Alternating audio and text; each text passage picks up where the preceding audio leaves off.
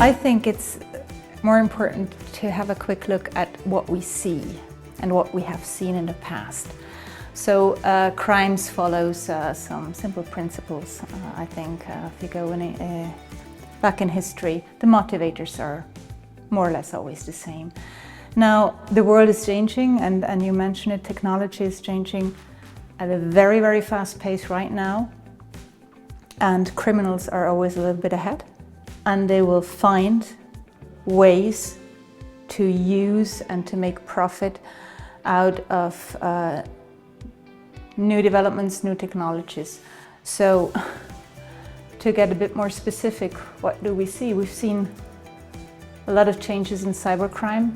It's a field that wasn't there 20, 30 years ago.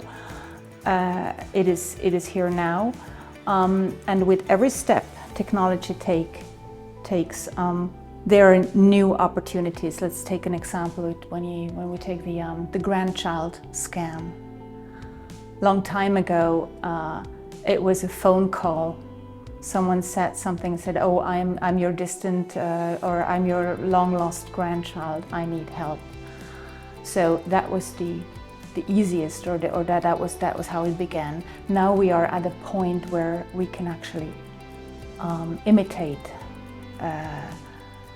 voices, so that the person on the phone is not even able to tell if this is a grandchild or not. So when we now look further ahead, try to anticipate what technology might bring us, we also always have to think, what can criminals do with it? So I cannot answer your question, but I think this is the way it goes. Criminals always make use of the technologies that are here. As said before, technology is evolving, and luckily also to the profit of those fighting crime and preventing crime. Let's take as an example big data. Big data, machine learning, artificial intelligence, etc. Those are also great opportunities for law enforcement authorities to predict certain things, or to help where we have to look at. So being able to analyze a massive amount of data is an invaluable achievement and tool especially also for international law enforcement. And then I would say, let's talk a little bit more about criminology. This is such an interdisciplinary field. The good thing is, in every aspect of criminology, being legal medicine, being psychology, being law, there are progress is made. And as criminologists, you can use the progresses, for instance, made in psychology with all the new technologies. You can use it for your field, or the same in every other aspect of that interdisciplinary field. So difficult to really say, name specific ones, but I think there is always opportunities with technology that evolves. Yeah. Well, artificial intelligence is part of our life now. It probably is part of the life of the new generation who's now at university. You are using it every day. I think it's very important to understand a little bit how AI works, because with everything it has opportunities, but also there are also threats coming from it. So I would say very important to understand a little bit how it works. It's probably never possible for a generalist to really understand the entire logic behind, but have a grasp, also to know where the limits are, what it can do, if it's biased or not.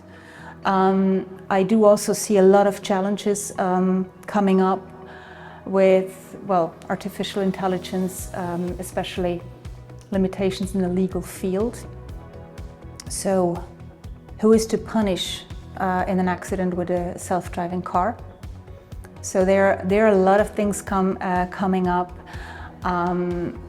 What happens if a crime is committed without a perpetrator? Thinkable, right?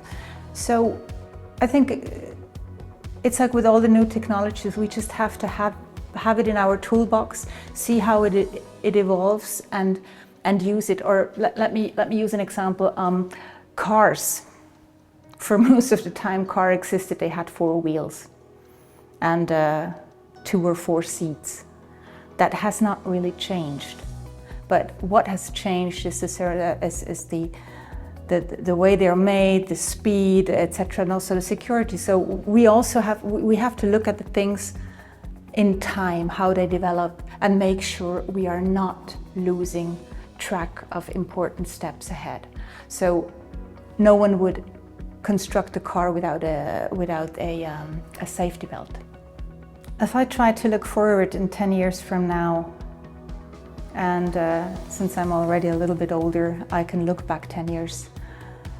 What has changed? Yeah, things change. Things change much quicker than before. So I would say changes are not linear anymore, but exponential.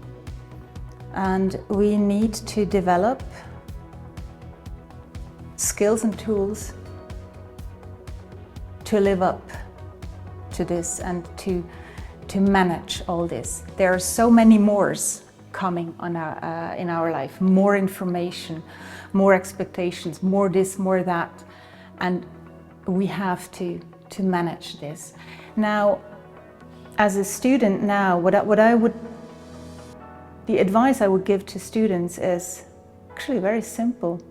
The problems, the challenges, they may change, they are different over time, but the principles behind are very often are the same. And I, for myself, take this as something that gives me confidence as well. I know that, let's take the criminal, the classic criminal. The motivators, the motives for crime, they've been the same throughout history. They will not change. What changes are the tools and the vectors and the vehicles, how a crime is committed. Also how we fight crime. Fingerprinting was a big achievement 100 years ago, and now we have DNA, and it goes even further. So there's so many things we can trust actually that we will progress and that we can use, and I think on a personal side, what I would give as an advice is never forget that you have one of the best compact computers with your brain, and always use your brain, and in addition with using your heart. That will certainly help you to go through difficult times we are in and other difficult times we are going to face throughout our lives.